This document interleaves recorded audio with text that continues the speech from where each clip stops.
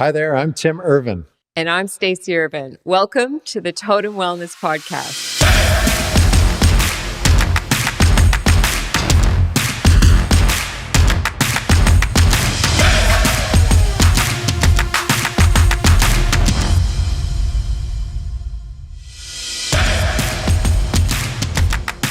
Welcome to this episode of our podcast, and we are super excited to talk about sustainable high performance. We have Jacquie Chapman here from the Valeo Leadership Group. And Jacquie, you've been at this for a while now. Your background, besides founding the Valeo Leadership Group, which is an organization who guides teams, individuals, and organizations to reach their potential. And I love this part, to thrive, which I think is a piece that is missing in most things that are high performance. You've got an MBA from Ivy School at Western University, 25 years of executive experience, including with startups, established corporations, leadership development organizations, loyalty organizations, a few Acorn Biolabs, Precision Nutrition, Loyalty One, and the Boston Consulting Group, and currently pursuing your master's in organizational psychology from Harvard, which sounds really cool. Excited to hear a little bit about that.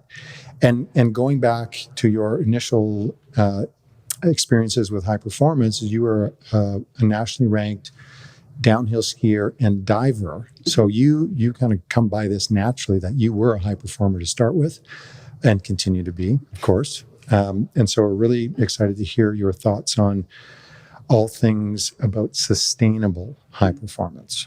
Stacey got the first question today. We've talked about this together for a while prior to this and prior to Valeo. So I'm so excited that you're here with us. And as you know, we both have the same energy about all these topics, that they're super exciting and that we are super... I think the learning about it is so wonderful, and the things that we come across, we've talked about the various podcasts that we listen to and the way that we've changed our lives. That's kind of my first question to you, is about your historical journey to get here, because I know the story, but I think a lot of our listeners would love to know the story of how you existed in this really high intensity environment and then maybe decided, okay, this is not for me. Yeah. So, as Tim said, I was an athlete when I was a kid. I spent a ton of time in the pool as a springboard diver. I was diving 9 times a week as a teenager. I know it's a lot of mornings, a lot of evenings. I know there was a lot of driving. There's not even 9 days in the week. The last time I checked, Just gets up at 9 days a week at 5 a.m. Did I say days? 9 times? No, you said 9 times. Did I? Okay. Times. I'm just trying to sort that. Wow. Yeah, it was a lot of diving. That's a lot. Around the same time, I was also a downhill ski racer in Ontario. So I have to qualify downhill because it's a 720-foot vertical drop in Collingwood. But I was skiing often 5 days a week during the winter, traveling to Colorado, Jay Peak, Vermont, all over the place, up until I was about 15, 16 years old. So I come from a highly competitive, high-performance athletic background. And when I stopped that at age 18, when I went away to grade 13 abroad, I took a break from, I think, high performance in everything for quite a few years. But then when I came out of undergrad and started working in management consulting, I directed that intensity into my career. And I learned the hard way, unfortunately, when I was 30 years old, working at the Boston Consulting Group in management consulting, that you have to take care of yourself and invest in your mental and physical health in order to, frankly, be at your best, but also just survive. And I loved working. I loved working in management consulting. It gave me incredible opportunities to meet and consult with leaders around the world. But I did not know how to eat properly, exercise properly, sleep properly, or take care of my mental health in a way that allowed me to be a new mother, be a wife, have friends, work, and feel energetic and with a sense of vitality. And so I burned out. And I thought my career had come to an end and that it was never going to be the same again. And of course, that's not the case. I went on to have a successful corporate career after that, but I became very dedicated to learning about what I could do, what was in my control in terms of keeping myself afloat initially. And then after just keeping myself afloat, how could I thrive, have an amazing career, have massive impact that was also really fulfilling, but then feel really good when I woke up in the morning and have healthy relationships and not feel like I was dragging myself through life. And I spent about 10 years reading books voraciously, starting to listen to podcasts, speaking to as many people as I could. I had lots of coaches. I had an executive coach when I was at Loyalty One for the very first time back in 2011, who was transformational for me. I had nutrition coaches. I had a triathlon coach who I worked with when I was doing triathlons back in the 2012, 2013 range. Learning from all of these coaches made me realize a few things. There are some simple habits that you can incorporate into your life on a regular basis that will help make you feel fantastic. And number two, it really helps to have somebody who you can be accountable to, who is an expert in their own field. So fast forward to 2021, my last role was with a health tech startup. And it was a phenomenal experience, a real eye-opener for me about entrepreneurialism and what it takes to get a product off the ground and out into the market. And I realized that that was something that I wanted to do for myself, to focus on the areas that I'm most passionate about and with the people who I wished, who I wanted to help and frankly help in a way that I wished I had had the help 10 or 15 years before. And so that was the genesis of Valeo Leadership. Originally, it was just an executive coaching company. I became a certified executive coach. I had a number of peers in the space who I had a ton of respect for. And so I started to collaborate with them. And very quickly, I connected with you, Stacey, after your book came out. And I was so inspired by what you wrote and the values that you were living by and what you were doing with Totem. I wanted to create a partnership so that the clients I was working with in an executive coaching capacity could also have access to the wisdom of Totem and a coach who they could work with on integrating movement into their lives in a way that was sustainable and focused not necessarily just on the physical health benefits, but also on the cognitive, emotional, and mental health benefits. And that's really my focus area personally and at Valeo is the corporate client, because that's the world I came from. I understand it really well. And I know there's a massive amount of impact to have in that audience. The career professionals who are working long hours, potentially managing big teams, lots of stress.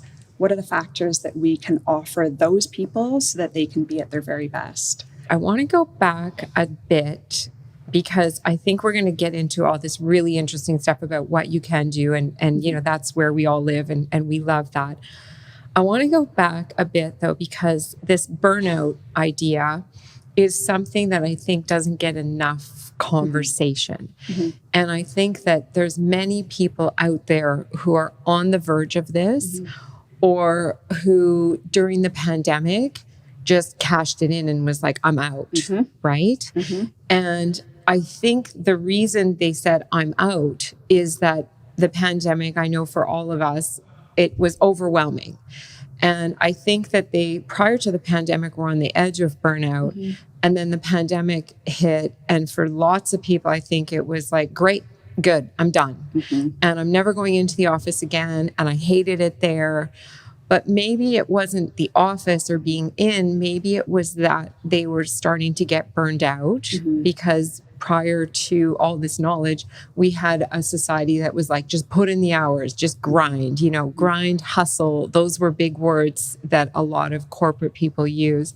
Do you think there's any signs or what would someone be looking for to say, geez, I am close to burnout? So I can speak from my own personal experience and people in my network who I know who have burned out or come very close to burnout. I'm not a scientist, I'm not a doctor, so I won't speak in absolutes, but I can certainly speak to personal experience. For me, the feeling was really heightened anxiety for a long time, which led to sleep disruptions. So I was having trouble getting to sleep, and then I was waking up at 3:00 in the morning on a regular basis and being up for a couple of hours. Which is so common. We have so many clients that go through that. It's so common, which is why I have a sleep coach on my team now. I've got 2 sleep coaches on my team because sleep issues are one of the biggest problems with the corporate athlete that often go really unaddressed. And one of the biggest indicators, not to interrupt, but this is a good point because speaking from a clinical standpoint, that's our first indicator of clinical depression. When I'm seeing a new patient, if I have this chronic sleep disruption, that's outside of my scope, obviously, but I know that there is a clinical problem. So you're right. So your experience indicates from a scientific standpoint, we are looking at depression and anxiety on a clinical level when almost every night of sleep is disrupted in the way that you just described. So that's great. Would that be from normal sleep and then their sleep over time devolves into this disrupted sleep? It's of course. There's very few people though that, you go back, like when you were a teenager, did you not sleep through the night? There's like almost no one. I've never seen that. So it will be a new thing. It will be, now I can't sleep through the night. I wake up at 3 and I can't get back to sleep. And I always hear that 3:00 time. And you were fine up until that point. You were sleeping well, and it just slowly but surely your sleep went to the tank. It did. So historically, I had been a really good sleeper. I didn't have any sleep issues. I was 31, I guess, when I burned out. I had a 2-year-old at home. And so I had experience with sleep disruption from having a baby, being pregnant. But this was something completely different. It was the wake up at 3:00 in the morning with your heart pounding and that feeling of dread. And the word burnout didn't exist in 2008. It wasn't something that people talked about. I went on short-term disability and I was ashamed. I thought that I had failed. And it's only in retrospect that I'm able to look at that experience and clearly identify the factors that led to it, which is why I'm so keen on helping people now be able to recognize those symptoms, be able to set up the mindset and the habits in their life so that they don't get to that point, because it's not necessary. There are lots of things that you can do as you start to get really stressed, anxious, sleep deprived, that you can implement in your life to kind of roll that back a little bit, to be intentional about rest and recovery and to fill your tank back up so you don't get to the point where, for me, I woke up one morning and looked at my husband and said, I need a break. I can't do this anymore. And so the first visit that at that point that you do is to your family doctor. And so that's where I went. And I started psychology therapy. And it was a 3-month path back to some kind of form of health, really. But I was able to, and so what are some of the other symptoms? I had lost all interest in my own kind of personal passions. So I had been a really athletic person for a lot of my life, and I couldn't find the time to exercise anymore.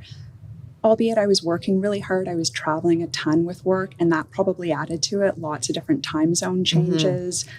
But if you asked me what I was interested in, I couldn't have identified a whole lot of things that I was really passionate about anymore. So as I worked with clients of Valeo Leadership, both on the one-to-one basis in executive coaching, but then also in workshops that we do or well-being programs that we do at organizations, identifying some of the symptoms that are indicative of burnout would be sleep disruption, inability to exercise or have energy. I was just going to say that lack of energy. It's a lack of energy, lack of interest. You start to retreat. Your relationships start to become more transactional, less intimate, and you start spending less time with people because you're in survival mode at that point. That's so interesting. I feel like people who are listening, if they've done anything cardiovascularly to call it a fairly hard level, if I use a running example, whether it's a mile, 5K, 10K marathon, if you go too fast to start, it actually feels fine when you've started. You're like, wow, I'm really clipping here. Yeah. And then all of a sudden it just starts to fall off and you either have to stop. It's just too much. And it's really a very similar sort of process, albeit on a much longer basis. It sounds like you don't really know how fast you're running. You're just doing all these things. And there's an element of pride with it that I can handle all this stuff. And you think it's okay. And with our bodies, athletically or physically, if you keep doing that same thing at a high level all the time, you're going to get injured. It's another similar pattern. This is just a psychological version of it, which I think that if we're paying attention, if anybody listening is like, I can get so much shit done. It's amazing. I can crush it. And I'm 10, 12 hours a day, I'm crushing it. Yeah, that's probably, it feels good at the time, but it probably means you're sprinting too fast to be able to sustain it on a long-term basis. Hence the topic, sustainable high performance. Tim, I think you're so spot on there. There's so many metaphors between athletic performance and the risk of injury physically and performance in the corporate or organizational world and mental injury, really. So there is this hustle culture in a lot of the professional services industries, so investment banking, law, private equity, management consulting, where working long hours, being able to stay up late, being able to produce a ton is really valuable. And it has historically come with a sense of pride that you could sustain this level of productivity over a long period of time.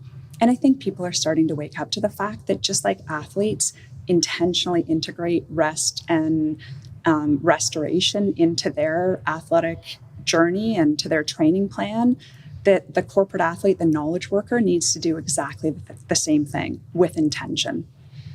It's interesting because those professions that you mentioned, I don't know them extremely well, but what I understand and see in them when you're new, when you're young in your career as an investment banker, lawyer, whatever it might be, accountant, you're just given the bulk of the work by some senior person. And so as you work your way up into senior roles, you're not working 12 hours a day. You're maybe pushing some buttons and saying, hey, you're going to have to stay in the office to 3 or 4 juniors who have to do all that stuff. So there still seems to be a bit of a graduation into less work. And am I right about that? Or so I can speak to management consulting, and I've worked in and around the investment banking and private equity space. Law, I can't talk to with a ton of knowledge or expertise. Funny enough, you have way more agency as you become more senior in those careers. You have more control over your calendar, but the expectations become even bigger and the travel requirements become more significant. So it's you're not getting as much, you're certainly not getting the grunt work as a managing director and partner, but the amount of stress that you have on you and the expectations and the people management and the leadership requirements and the travel and the administrative work to contribute to the firm's intellectual capital development, all of that stuff sits on your shoulders at the more senior levels. So there's a different kind of pressure and intensity at those senior levels because the stakes are higher. Yeah. What would be your number one thing? Would it be, you're going to book off 2 weeks, or what would you say to them? What would be your first thing? So I recently had a client who was very, very close to burnout. And by having a long conversation about what his patterns were during the day and the week and in a month, it was clear that they weren't prioritizing sleep at all. And so if there's an opportunity to improve the quality and the length of your sleep, that's almost the number one thing that I would recommend immediately. Love it. Yes, agreed. And then, so a lot of these things actually are health related. Right. Adjustments that you need to make. So sleep would be the first one.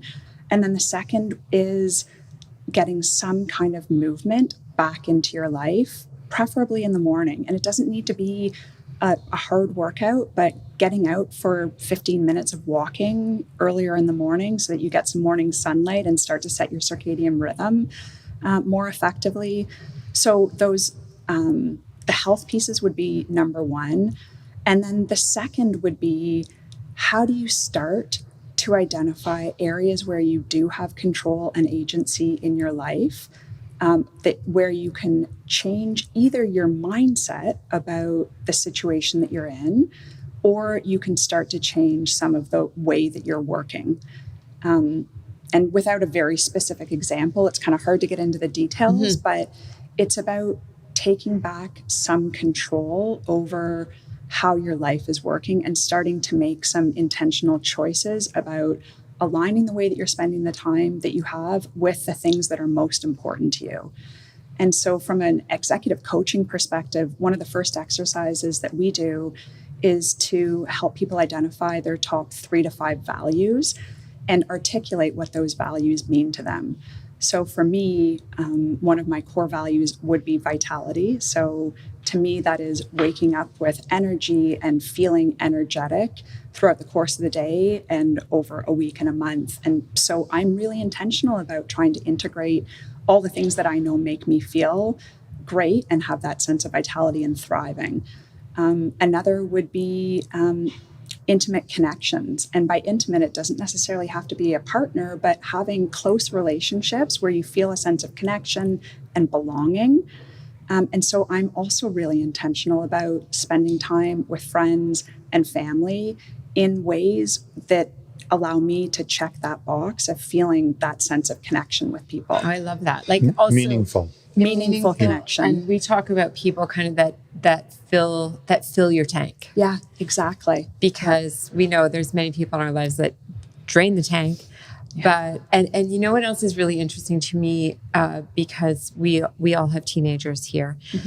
And I love that you said, I've spent time with them in ways that are meaningful, which I've never thought of it that way, but I do think of it in my own life in ways that there are things with teenagers that it's just going to go off the rails.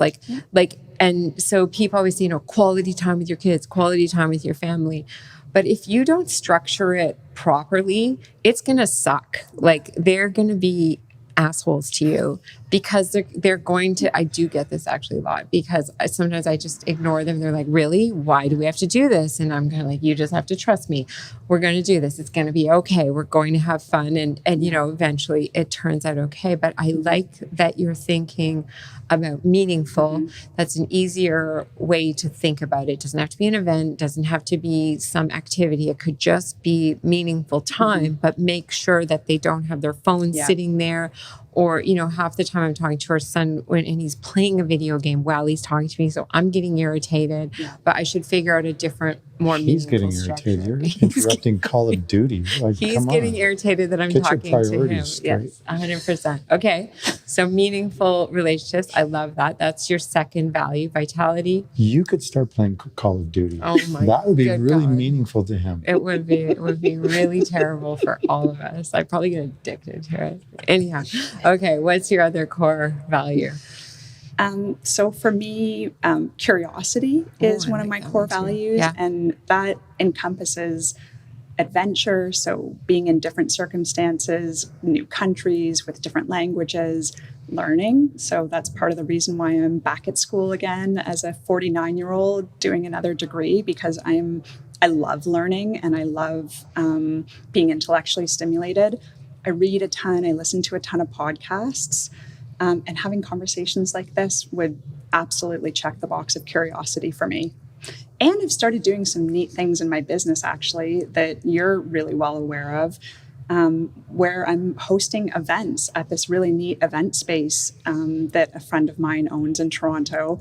And I get 3 or 4 people on a panel who are experts in their own spaces. Stacey, you've been on 2 of these panels. They're so fun. They are so fun. They're the best. so fun. It's great. And it's a really great opportunity for me to do what I love doing best, which is asking people questions that require a deep, thoughtful answer. And I do that in front of 100 people. So I get 4 people in front of 100 people and pretend that we're all by ourselves and we have a wonderful conversation, and 100 people get to listen to the incredible expertise of these panelists. So that would check the curiosity box for me. And so that's what I would do with somebody who is approaching burnout, is make some lifestyle modifications that are low-hanging fruit, easy to do, and then also start to help them align their life so that they are spending time doing the things that are most important to them and are going to be most fulfilling to them. So I have a question for you. So if I'm a younger person, so let's say I've done an undergrad and an MBA or something like that, I'm starting in my career and I'm in one of these industries. So I have a goal of becoming a high performer in my industry at what I do. How do you coach somebody like that? So they're not near burnout, right? So they're just starting out. We all know that to become really good at something, a high performer at that thing, it takes a lot of time, energy, and work. So there is a tendency to dive in and do those 12-hour days and work on weekends and whatever else to achieve the goal. But to your point of then you're on the hamster wheel. Now you just have to keep going. So what kind of advice would you give to somebody? Okay, so you want to achieve high performance? Great. We're going to make you help you achieve high performance, but make it sustainable. How do you help that 25-year-old do that? So I would approach it with a similar framework to somebody who is 45 years old and perhaps at the peak of their career, in that all of the research that I've done indicates that there are 4 main buckets of contributing factors to help you sustain high performance. So the first would be this, what I call leadership foundation, and that's getting clear on the things that are most important to you. Also, what you are naturally good at. And we all have natural aptitudes, and we tend to focus less on those in our career and try to bridge the gap where we have weaknesses. You can't forget about all of your weaknesses in a career. You have to bring many competencies up to just a baseline performance level. But the science is quite clear that the more you focus on the things that you are naturally really good at, and that bring you energy and that you have endless desire to improve, then you have a higher likelihood of being differentially good at those things. So that leadership foundation of what are your values, what are you passionate about, and what are you really good at? I would start with that. The second piece is the physical health. So for this 25, 30-year-old, I would make sure that they get super clear on what's in their resilience toolkit. And it's all individual, but what are the things that you need in order to keep your head above water and to allow you to have energy and resilience so that you can bounce back from the inevitable blows that you're going to get in life and in your career. And the pillars of that would be sleep, exercise, and nutrition. And nutrition, not so that you can have a ripped beach body, but nutrition so that you have sustainable energy, so that you're actually getting protein and micronutrients to fuel you for high performance. And there's a link between nutrition and your cognitive capabilities and emotional health. There's a real link between excessive sugar consumption and depression and anxiety. And so I would identify the habits that are going to be kind of a stable source of energy and resilience for these people. The third bucket is around mental energy. And there's a couple of pieces to this, but identifying a practice for you that allows you to reflect, to get still and quiet, and allow your nervous system to regulate. So whether that's breath work, like they do in the military with box breathing of four counts in, hold for 4, out for 4, hold for 4, or meditation, download 10% Happier or Headspace, something like that, or mindfulness, just trying to be present and pay attention to what's going on. But that practice of stillness is something that most leaders that you interview will say is a really core component of maintaining high performance and staying balanced. There's another component to that, which is what does your workspace look like and how are you working through the day? And there's a big difference between being on video conference calls while multitasking on your phone, doing email at the same time, having a desk that is super cluttered, and the tax that has on your cognitive load versus being singularly focused on one task at a time and staying in that zone for 30 to 90 minutes and then taking a break and getting up and walking around and then getting into another deep work phase. Now, many people may not be able to control that at 30 years old in a new career. You may be pulled into meetings, but try not to multitask when you're in meetings because it may feel like you're being super productive, but at the end of the day, you're going to be more mentally exhausted and you will get less done than had you actually really focused on whatever it was you were doing in that moment, which is not how society is working now with Snapchat and Instagram and sound so many bites. distractions. And then the fourth bucket is around emotional intelligence. And this is the ability to tune into and have some specificity around your own emotions and also be able to recognize emotions in other people. And why this is so important is if the only language you have for your emotions is happy, sad, mad, then it's difficult to get clear on what led to that emotion and then behavior that is coming out of that emotional state. If you can be more granular and say, actually, the anger is fear because I'm worried I'm not going to perform at my very best. And often that will come out as anger in many people. But you dive deeper, you realize it's fear about your performance. Well, then you can actually take action to prepare yourself for the presentation that you have or the work product that you've got. And the key here is about understanding yourself well enough to know where you are emotionally and then be able to take the action necessary to be at your very best in that moment. And that action may be go for a 10-minute walk around the block because you're really triggered and feeling shaky and unstable. Or the action may be get down to business and focus on the task that you have or the project or the deliverable that you've got. And then the emotional intelligence is really important in relationships as well as a leader at work, because if you can't sense into how people are feeling, if you're not able to have the conversation with peers, leaders, direct reports about where they're at, then your ability to help them, to enable them, to be able to relate to them in a way that makes them feel like they're a human being and they are valuable and that you care about them, which also leads to huge engagement and loyalty in organizations. If you're unable to do that, then you're not at your best as a leader. So just to sort of wrap up on this sustainable high performance piece, you have these 4 buckets. I think for a listener who's maybe not familiar with it, it can seem a little overwhelming, which is where the coaching is really helpful, because I think we know enough about this that it does not seem overwhelming, that you can, have these, it's almost like an equalizer where you've got your 4 buttons that you have to slide up and down depending on where you're at in your week, your month, your year, your life, because sometimes you can dial them up, sometimes you have to dial them down, and it's this balancing, constantly adjusting these 4 elements, and that's okay because everyone's life is dynamic and ever changing. So it'll never be, okay, I've got it, and this is the way it's going to be the rest of my life.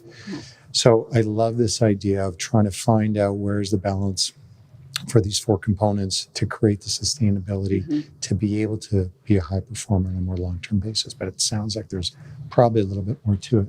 Maybe you could come back and chat about that too. Would love to. Yeah, and the coaching is the accountability, which is huge, right? We can all listen to this and I can write notes, but if no one's keeping me accountable. I'll keep you accountable. Okay. Good. That works out really well. That's not going to work at all. Yes. Anyhow, thank you for that. It was fantastic information. I loved it. My pleasure. Thank you for having me. Thanks, Jacquie. Thanks for joining us.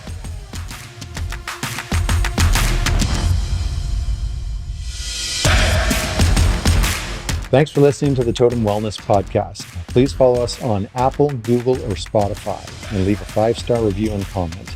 Subscribe to us on our YouTube channel, and please spread the word to family and friends.